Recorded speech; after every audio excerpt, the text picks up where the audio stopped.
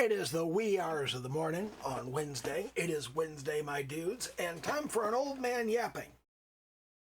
This is the last old man yapping. We're not doing old man yapping anymore. Starting next week, this show becomes Tuning In, and it's about audio and music production.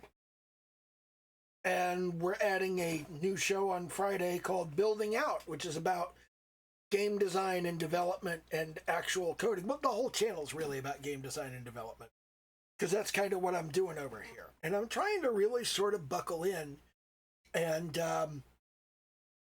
get shit done on this game. I've kind of sat here staring at it for a long time, just sort of getting my thoughts together, because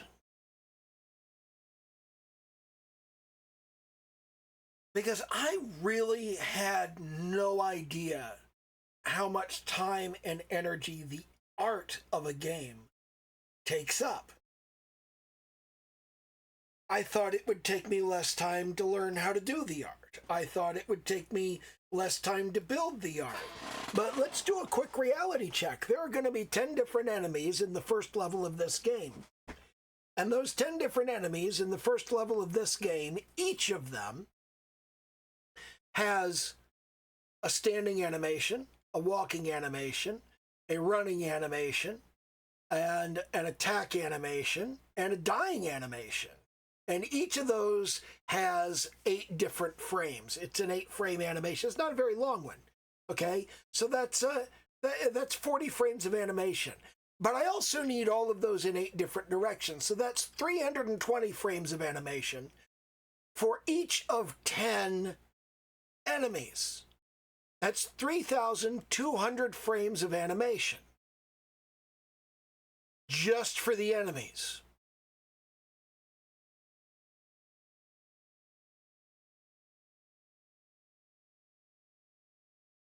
If I can do a frame of animation in 15 minutes, that's 800 hours of art.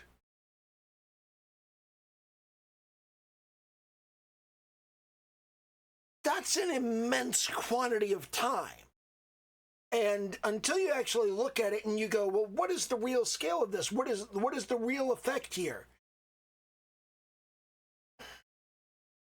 You don't quite grasp how much work you're talking about until you really count it up, until you really look at it. And now I've got to look at that and go, if it's going to be 800 hours of work just for the enemies, for one level, there's also the environment design, and that's going to be like 50 to 100 hours. And then there's the main character, there's the player character. That's going to take a couple of hours. And then you have every weapon and all of their particle effects and all of their sprites and all of their animations. And you start looking at that, and it doesn't take long to realize that what you're looking at is like a solid 6 months of full-time work just for the art. It's a fucking lot. And that's before you even talk about the code.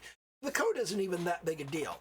And I'm coming at it from a very different place than a lot of people are, because I'm not learning how to code. I know how to code. I'm not learning how to build software. I know how to build software. I'm not even learning how to build a game.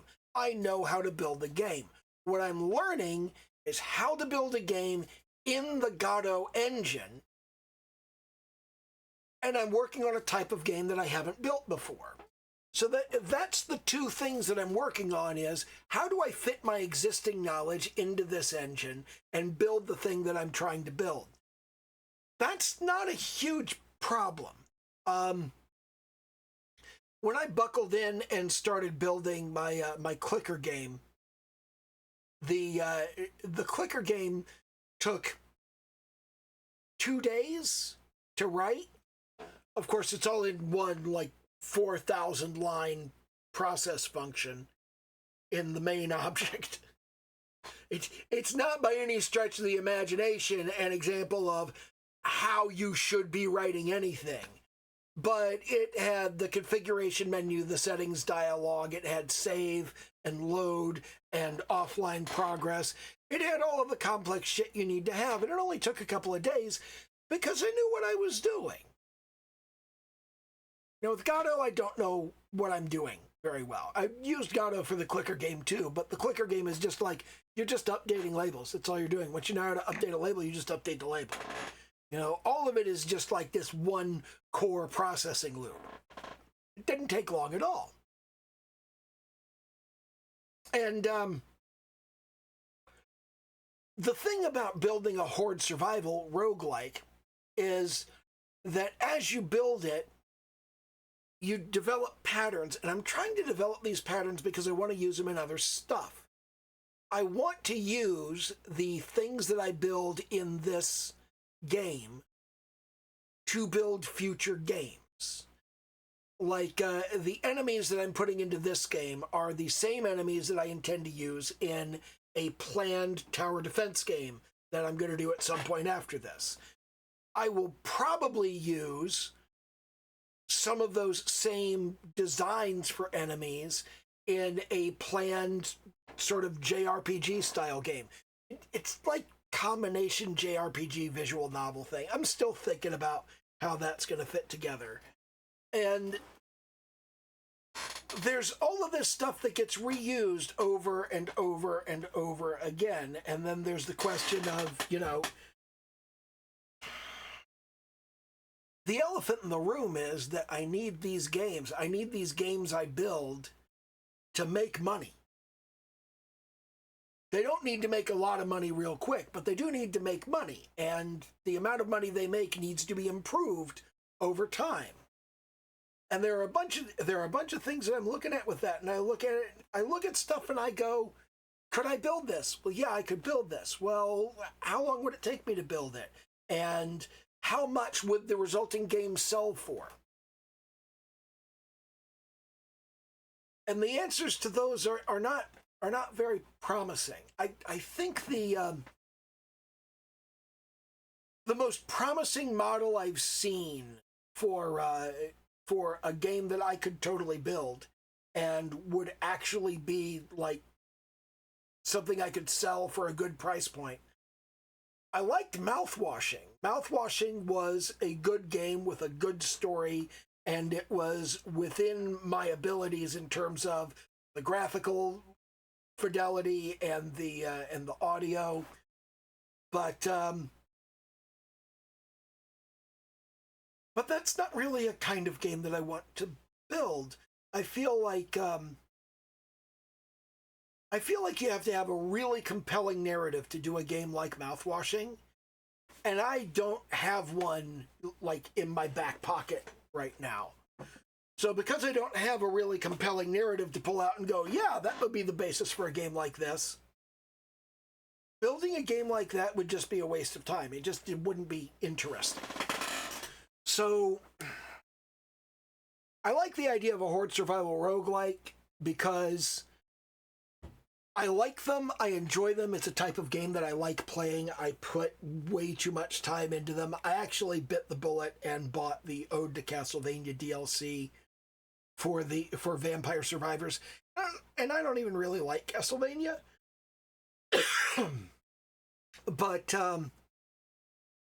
But I bought it, and I've played through it a couple of times, and I don't feel like it adds a whole lot. I don't feel like there's anything particularly interesting about it. I have been interested in Spell Disc. Spell Disc has some interesting elements to it that may or may not make their way into my game. Probably not. Some of them I sort of don't like very much. Like, they make a good game. Don't get me wrong. Spell Disc is a great game. I'm having fantastic fun playing it. Well, when I am playing. How many hours do I have in it? I don't think it's a lot, but let's see. Spell Disc. I've got 25 hours. That is rather a lot considering how long I've owned that game. 25 hours is a lot, and I've got 25 achievements, so it's like an hour per achievement. And I don't know. I don't feel like there's a lot more that I can learn from it. I don't feel like there's a lot more I can do in it. It does have like a huge checklist of stuff that I look at and go, oh, I got to do that. I got to do that. I got to do that. It's got this big checklist of stuff that I haven't done and I need to do that. And, oh, I didn't beat the Emperor yet. I also kind of don't care. I don't feel like there's going to be anything interesting on the other side of that. So I might just not get to it ever.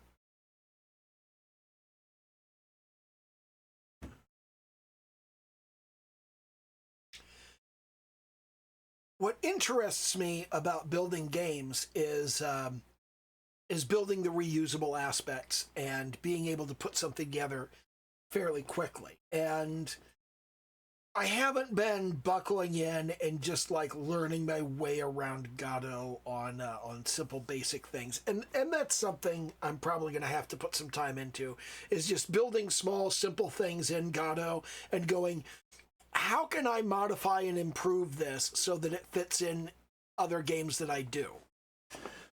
I'm going to have to figure out. There's going to be a point when I have to build the audio settings dialogue for the game. And I'm not sure whether that belongs on tuning in or on building out. It belongs on one of them, but I'm not sure which one. And I'll probably put it on building out because it's in code. But I'm going to have to do sound design for the sound effects. I'm going to have to do like all kinds of cool like sound effects for weapons and sound effects for drops, and also there will be the music, and everything has to work well together. And then when you do the audio settings dialogue, you got to have your I put a voice track in the game even if it doesn't have voice. And I'm kind of thinking that what I'm going to do is I'm going to put some little vocal chops into the game, just so I have an excuse to have the voice channel. And I like to do everything with a volume slider and a mute button, and then have a master volume slider and mute button. So you can set the individual levels of things, and you can set the master volume of things, and you can click the mute button. And it's very important, to me at least, that when you start your game, the first thing that you do is you put up a logo and you play a sound. Because that way, your player immediately goes, oh, that's how loud this game is. And then when your main menu comes up, you play music, and if you have voices in your game, you play some kind of vocal sample as it comes up. So your player can go, oh, that's how loud sound in this game is. Oh, that's how loud the music is. That's how loud the voices are. And here is my settings dialog that I can click and change those values right now. I can set that to where I want it right now. And I think that's extraordinarily important at the very beginning of a game, because it's this whole quality of life thing that you want your player, when they start your game. We talk about the UBI at Microsoft, the out-of-box experience. And it's very important when you first pull your new software out of the quote-unquote box, when you first install it and start it. It's very important that you immediately find yourself able to tweak it to your liking, to remove anything that annoys you, to fix anything that you think needs to be fixed, and then to move forward and do something cool and fun with it, like immediately. Haven't been doing a good job on this with their software lately. Like, they'll just like throw a notification up that says, hey, we're going to reboot your machine when we think you're not using it. Let me reboot the machine for you because you're shit at telling when I'm not using it. There we go, machine rebooted. And then I start my browser and it's like, let's walk you through all the new shit we just installed. I didn't want you to install any new shit. What the fuck are you doing? Like, what is going on here? Like, this isn't what I want. This isn't the experience that I'm looking for. Hey, we put artificial intelligence every fucking where in your operating system. How do I turn it off? I want to turn it off because fuck you.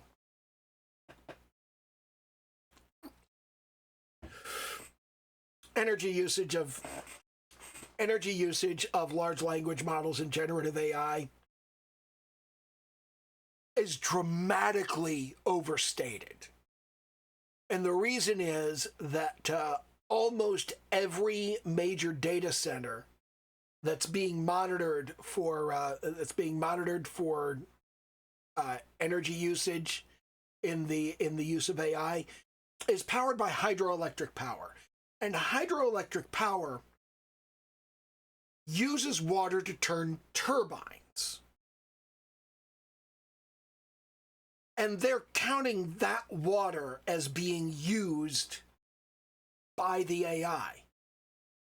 It's not being used by the AI, it's being used by the electrical grid. And on top of that, hydroelectric power alone counts the natural evaporation of water from the reservoir in the usage. That has nothing to do with power usage. It's just that's there. There's a baseline that's there all the time. And they're really blaming this arbitrary percentage of all the water that's used to produce power in the area on the data centers that are powering the AI. But if you turned around and you looked at how much water was used by, say, flushing toilets in the same area, it would be this tiny, tiny amount. And if you looked at how much was used by electric lighting, it would be massive. Because we use a lot of electric lighting. Just like data centers use a lot of electricity. And people act like we need it to cool these machines. No, we don't really do liquid-cooled machines in data centers. It's massively overstated. They're not using that much water. They're not using that much energy. And we were using it anyway. We already had most of these data centers. We're supposed to be building massive, huge data centers that use tremendous amounts of electricity. And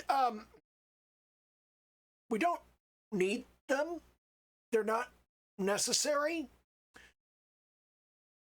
It's flatly unnecessary to build these, and we're not building them. We haven't built them. The places that are promising to build them don't even really have the capacity to build them. And even if they did build them, they don't have anything to do with them. There's nothing they need these data centers for. And they're just, I'm watching the industry just kind of turn on itself and eat its own tail and say, "Ow, this hurts. I'd better eat faster." The layoffs are something a lot of people don't understand. We've changed the way that games are made. Like in the game industry specifically, we're seeing a lot of layoffs. And this huge number of layoffs we're seeing, people are like, oh, these companies don't stand by their employees anymore. Number one, the employees are not working on multiple projects anymore. Back in the 90s, around 1995, okay? You look at a studio, you look at a game studio, and the game studio has 30 people who work there. And the 30 people who work there are going to ship an FPS at the beginning of the summer. And they're going to ship a 4X space game around autumn. And then, in time for the holidays, they're going to have an asymmetric RTS. And because of that, your concept artist is spending about 3 months working on this game, and about 3 months working on that game, and about 3 months working on that game. And then they kind of get to take a bit of a break for about 3 months. And some of that's like split into the middle of that. So they get like 3 months and they take a couple of weeks, 3 months, take a couple of weeks, 3 months, and then they get like a month and a half before the next project starts up. And that's fine. Nobody mind. I'll go ahead. I'll pay you like an extra 6 weeks, so I'll have you here the next time I have a game project. But the way we're doing games now, games take 4 years to build. And it's not a team of 30, it's a team of 300. And that team of 300 needs to be paid this outrageous amount of money. If you take those 300 people, you say they make about $60,000 a year. That's a reasonable professional salary for somebody working in a technical industry. If you say these 300 people make $60,000 a year, that is $1.8 billion a year. That is $7.2 billion for the full life cycle of the project. They don't have $7.2 billion. They don't have it. So what are they going to do? Well, they're going to hire groups of people for a few months at a time. And then those people are going to fuck off so they can use those people's salary to pay new people who need to do other stuff. We've moved to this contract-driven industry where you go work somewhere for a few months and then you fuck off. You go work someplace else. You can't work here anymore because we don't have another project to put you on. We're making one game, only one game. And that one game that we're making, if there's nothing for you to do on it, you can't work here. That's why all these layoffs are happening. And then on top of that, we keep demanding that they pay developers more money and that they don't work developers such long hours. And then we go, what do you mean you're raising the cost of games? Guys, whenever you ask a corporation to do anything that is going to cost money, all of that corporation's money comes from us. It comes from customers. It comes from people buying the game. Okay, people buying the game is where the corporation gets the money. Okay, so when you say pay your developers more, you're saying, I want to pay more money. I want to pay more money for games. And if that's not what you mean, then you have to accept that developers aren't going to get paid more. Oh, you shouldn't work them so many hours. That means I want there to be fewer games in a given time span on the calendar. If that's not what you mean, if that's not what you want, you can't ask for that. If you want fewer games that cost more money than don't work developers crunch time and pay them a reasonable living wage, those two things mean fewer games and more expensive games. That's what it means. If you don't want that, don't ask for that. Some guy went absolutely ham on me about the Stop Killing Games movement. I made a video about that 3 months ago, and this guy decided to jump on it today and raise all kinds of hell. Hide from channel. Rant all you want, nobody will see you. But the fact is, if you say it's illegal to make games the way you're making games, some number of games are going to disappear. That's a fact. And you're never going to know how many because they just never exist. You don't know how many things that would have existed didn't exist. You can't tell. There's no way to know. That's invisible. So you're going to have an effect that you cannot see. That's generally a bad thing. Now, on top of that, the requests of the Stop Killing Games initiative are very, very vague. It's not really clear what they want the EU to do. And Ross Scott has said, that's intentional, because I want them to have the most flexibility possible. I swear to fucking God, there are few things quite as unhinged as I want the government to have as much flexibility as possible deciding what laws to make for my protection.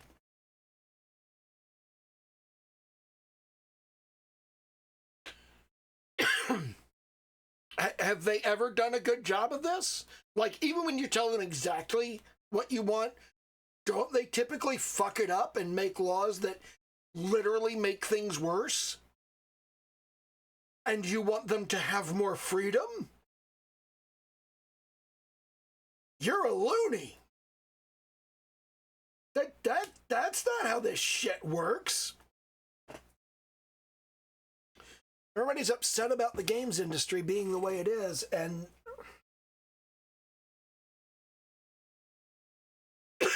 most of you guys don't understand any industry at all. There are all of these people out there that are going, oh, I can't get a job. What do? I'll do anything. No, what do you do? What are you good at? Like, what are you? Well, I have a degree in this. Nobody's hiring for that. Like, literally nobody has ever hired anybody for that degree. I have an occult science degree. Nobody has ever hired anyone for their occult science degree. And it scares people, so I stopped even putting it on my resume. It's not even something I say. It's just a 2-year degree anyway. Nobody fucking cares. But when you go to work for somebody, your job is to make them money. If you don't make them more money than you cost them, you're going to lose your fucking job. If there's no way for what you do to make them money, they're not going to keep paying you. They need you to do the thing. They need you to make them the money. They need you to produce the value that you're promising when you come in to work for them.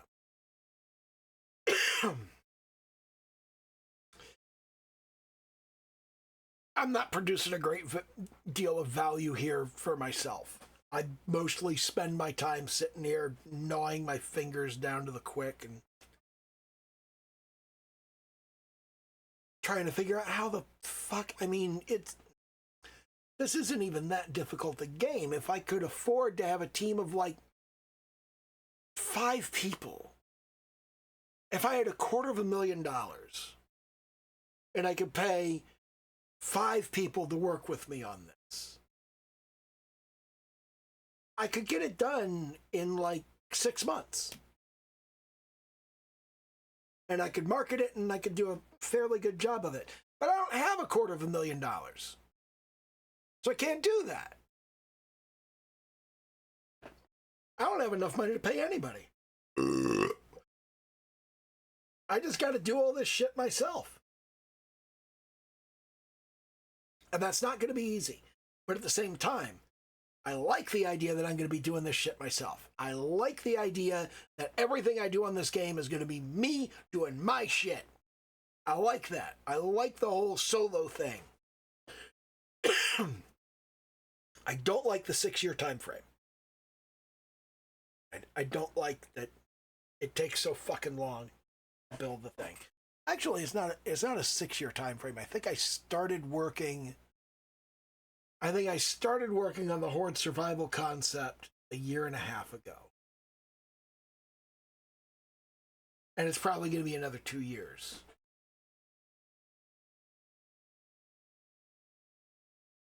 That's a lot of time. Because I got the code to do, and I got the sound to do, and I got the music to do, and I got all of the art to do. And the art is going to take a really, really long time.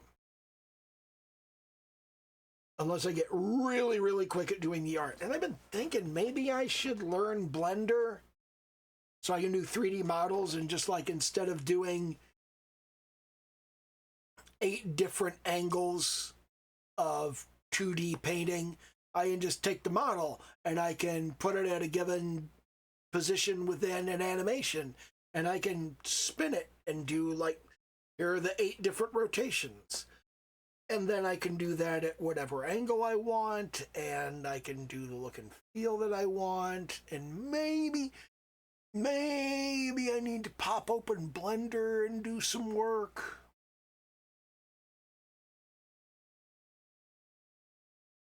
But on the other hand, maybe I just stick with the shit I'm doing. Maybe I just stick with what I got. Maybe I just concentrate on this and don't go like, oh, there's this old saying that a lot of people, when faced with the problem, say, I know, I'll use this tool to fix my problem. And now they have two problems because now they got to work with the tool. Typically we hear that about sed, stream editor on Unix. I know, I'll use sed. Now you have two problems. You get the same thing with grep. I'll use grep. Now you have two problems. Anyway, the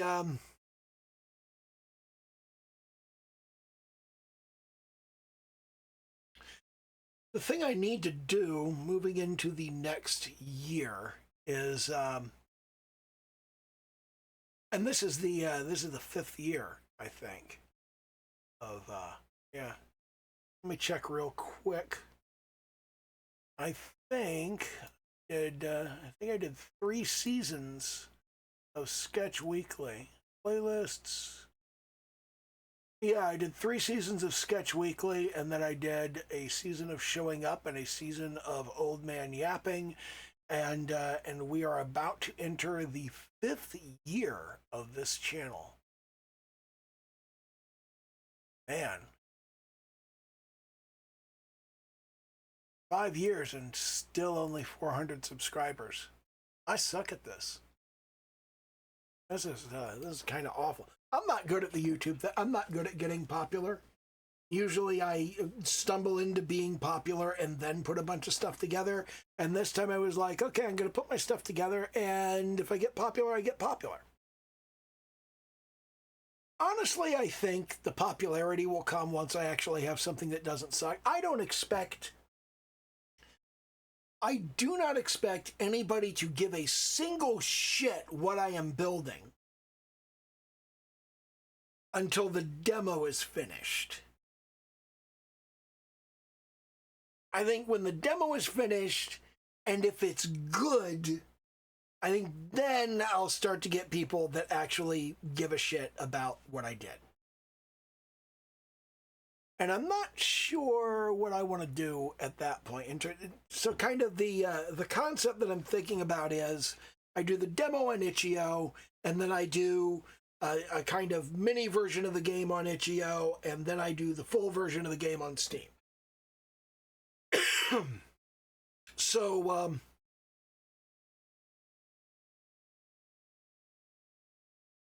I'm thinking what I want to do is I want to do 3 to 5 levels in the kind of mini release on itch.io. And that's going to be inexpensive. I figure I might just do that, pay what you want. Not actually give it a price tag. But then the one that goes on Steam is going to have 10 levels because there are 10 different characters. And the one on itch.io isn't going to have achievements. It might have achievements. Have like a subset of achievements.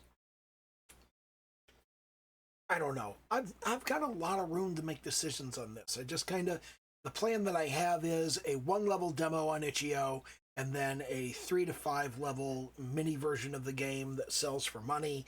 And the purpose of that small version of the game is to make the money that I need to put it on Steam. And then once it's on Steam, then I should be able to get some interest.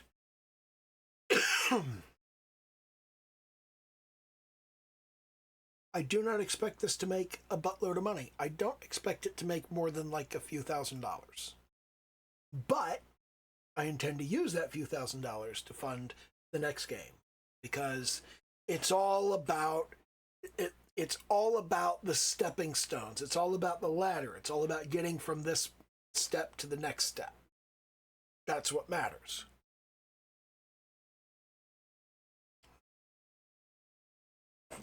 there are always lessons learned from every release that you do. And what I'm really kind of pushing toward is,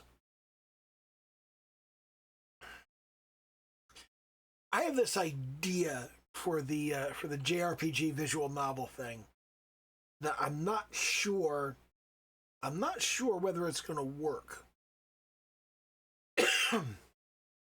But kind of, this is what I've been thinking about. I've been watching Bethesda and Rockstar and the way that they deal with their flagship titles.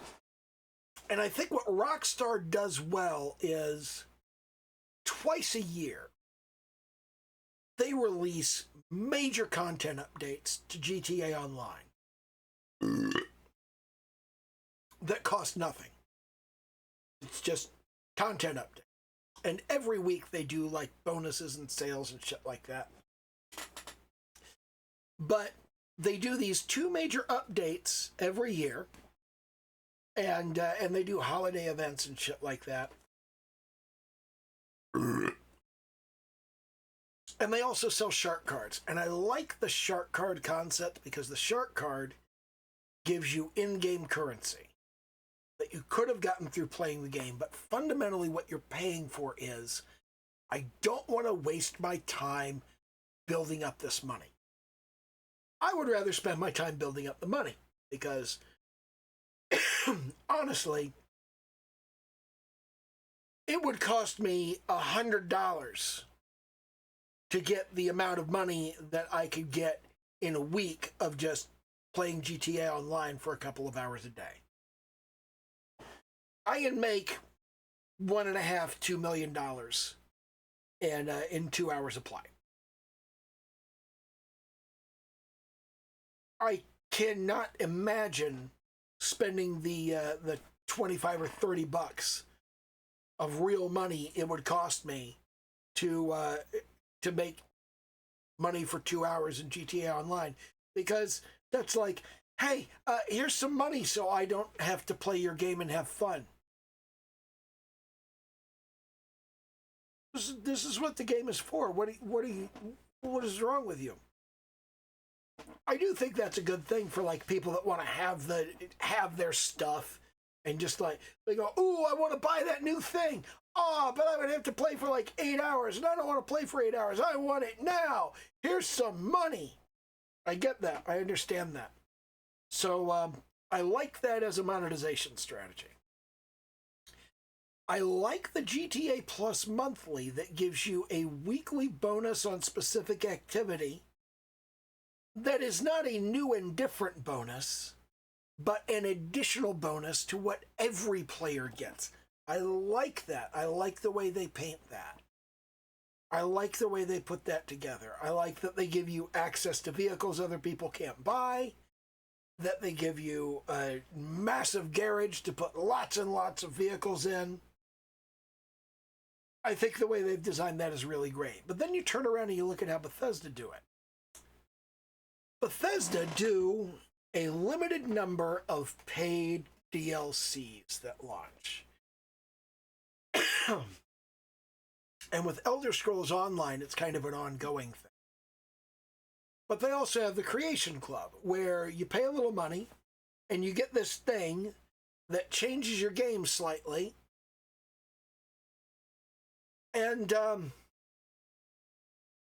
it can have a dramatic impact on that game. And I like that for a single-player game. I think that's a better model for a single-player game. But the thing that just kind of keeps nagging at me, the thing I keep thinking about and going, this is the way to build a kind of financially successful series of games, is you do the Might and Magic World of Zine thing, where you release game number 1. And then you release game number 2. And game number 2 actually fits into game number 1. And now they make a brand new game number 3, the two of them together. And essentially, whenever you release a new game, you also release a free DLC that connects the two games together. Connects it to the previous game, connects it to adjoining games. And if you just kind of go, here's this section of the world, and now here's this section of the world, and now here's this section of the world, and this section, and this section, and this section, and this section. And every time you add a section, what you're adding is You're adding a full price game with a single player campaign that is good in and of itself. You don't have to have played any of the other games. You don't need to own any of the other games. This game stands on its own. But if you have the other games, there's a gateway between them. So you can walk from this game to that game. You can walk from this game to that game. You can do quests that go back and forth between games. And as you have more and more of the games, you get more and more content that just kind of automatically unlocks by having all of these games, by having all of these different games. And I think that's the model where you start getting people to pay $400 and $500 and $600 for games, is by making a game world that you expand tile by tile and improve here and improve there and improve here and improve there. And you're not selling stuff, you're selling story. And there's a new and different story each time. I feel like Bethesda was going to try to do this with the bounty hunter missions, and that's what they were aiming to do with the Vulture. I kicked the Vulture out of my load order, by the way. I never do the fucking quest. I threw it out. Literally the only mod I use anymore is the Starborn Guardian 7+. So I have the NG Plus counter. Because I don't like the Starborn Guardian anyway. Like, the first thing I do whenever I start an NG Plus run is I go to Stroud Eklund Star Yard, which is in Narian, the system where you start, and I switch over to the Frontier. So I may as well not have the Guardian. I also try to get different armor as quickly as possible so I can get out of that fucking Starborn armor. One of the first things I do as a Starborn in a Starfield New Game Plus is try to look as much like a normal person as possible. I wonder what that means on a psychological level. Something's been kicking around my head about Starfield, by the way.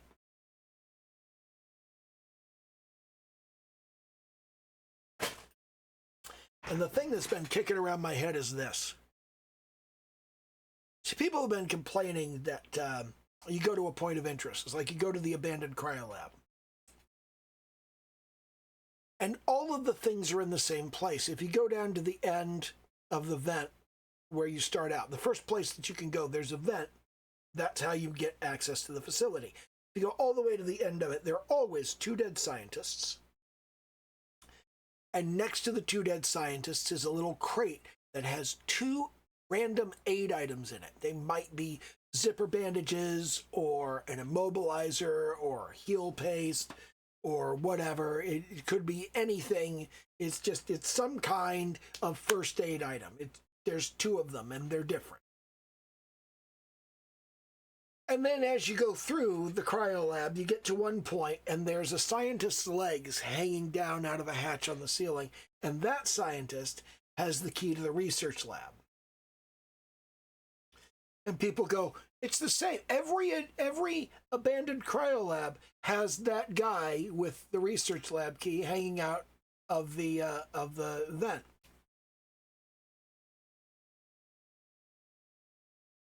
But I get to thinking about the Muybridge Pharmaceuticals lab. See, as you travel around the galaxy, you will run into the abandoned Muybridge Pharmaceuticals lab. And when you go all the way to the bottom of the lab, you find the body of Scott Muybridge.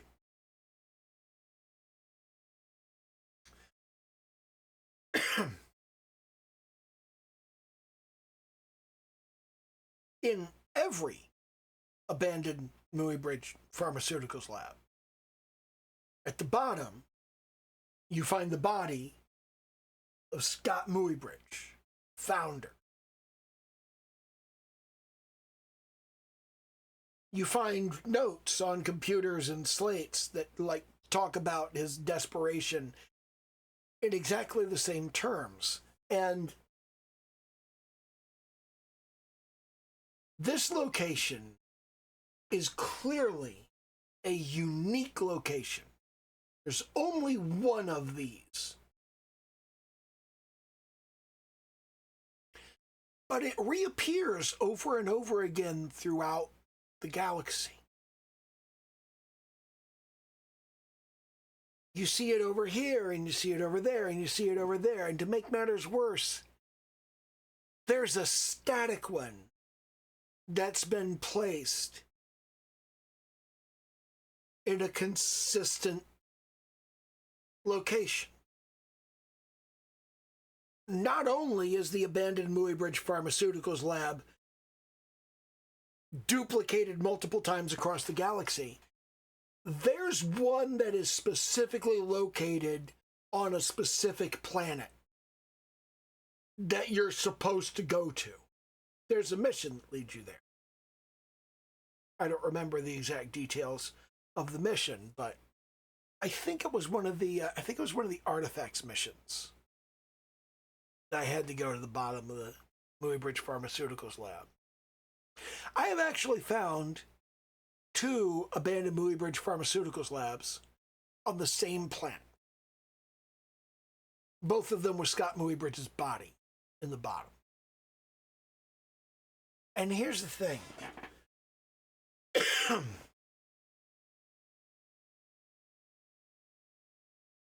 At the end of the main quest,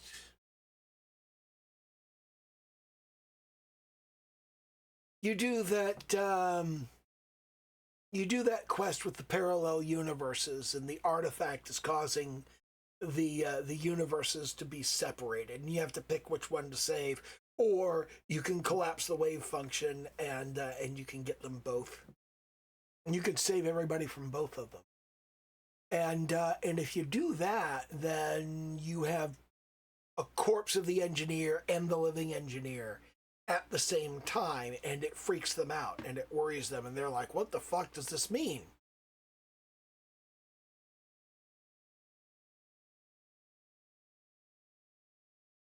The artifacts are causing locations to be duplicated.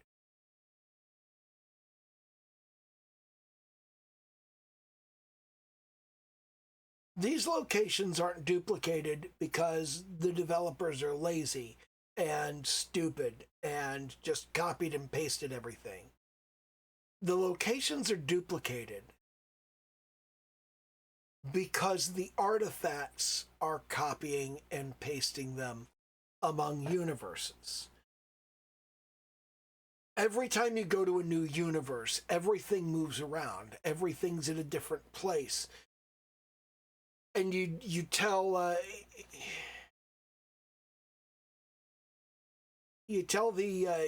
dude up on the eye. You go, hey, here's where all of the artifacts are supposed to be.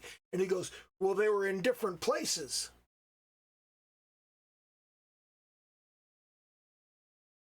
I think this is a parallel universe thing. I think they did this on purpose. I think they're waiting for somebody to figure out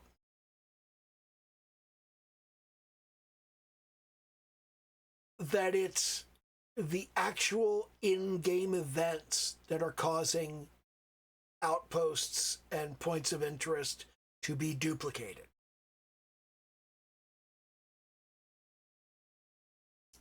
I don't know. It's just a thing I've been thinking about. Anyway. Do a little YouTube dance. Like, comment, subscribe. All that happy horse shit. We're closing out the Old Man Yapping series. This is it. 1 season. That's all you got. And here we are on episode 52. And this is the Old Man Yapping signing off for good. And the old man will still be here, and there will still be plenty of yapping, but that's not going to be the name of the show anymore. So that's where things are going. And next week, everything is going to be different, and it's probably going to suck because I don't know what the fuck I'm doing, and I'm going to screw everything up. But I'm going to do what I can. I'm going to show up. I'm going to tune in. I'm going to build out. And that's what I'll be doing for the next year. Okay, bye.